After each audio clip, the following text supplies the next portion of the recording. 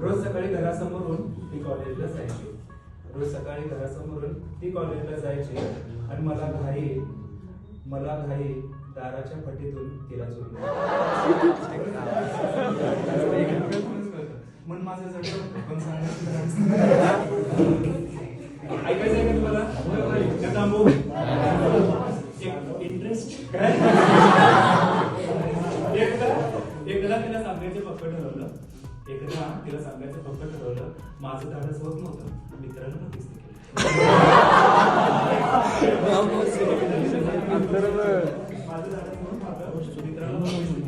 मित्रांनो मला कळवलं तुला तुझ्या घरी बोलवलं. सांगून मित्रांनो माझ्या त्याला तुला डोकं फिरवलं.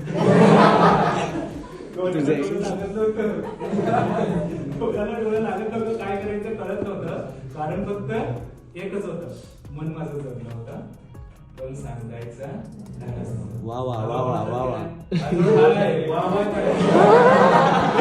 माझ्या नजरेने तिला लगेच भेटलं. ती दारातच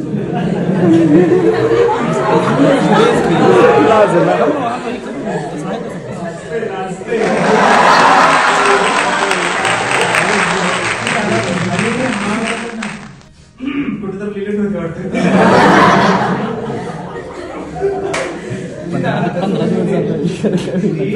दारातच उभी होती, माझ्या नजरेने तिला लगेच फिरलं. ती दारातच उभी होती, माझ्या नजरेने तिला लगेच फिरलं. थरथरच्या पायाने आणि धडधडत्या छातीने कसा बसा तिच्या घरासमोर स्वतःला धाडलं. 2 ठोकं माझ्या छातीचे सुटले.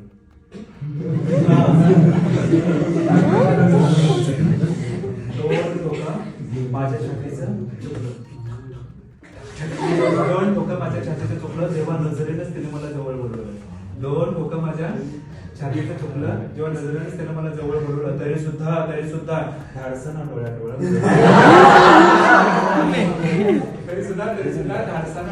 मी होता. 2 श्वासातलं अंतर वाढत होतं. काय करायचं कळत नव्हतं.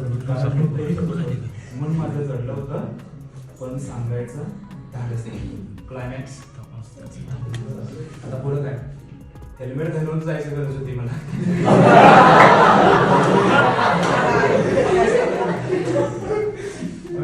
फूल दिलं जे आपल्या मागे तिने लपवलं होतं.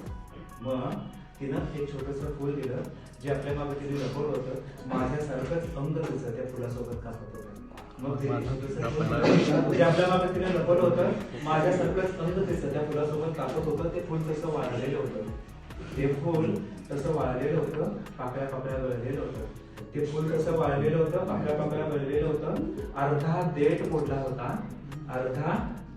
होता तरी जगातील सुंदर त्या क्षणांना सुवास होता. कारण 12 वर्ष तिचा त्या फुलाला सहवास होता. भातुकलीनं आम्ही खेळता खेळता मीच कधीतरी तिला ते दिलं होतं. मी त्याच वेळी विसरलो होतो पण तिनं मनापासून जपलं होतं. माझ्यासारखंच मन तिचं त्याच वेळी जडलं होतं. फक्त तिचं सांगायचं धाडस माझं होत नव्हतं.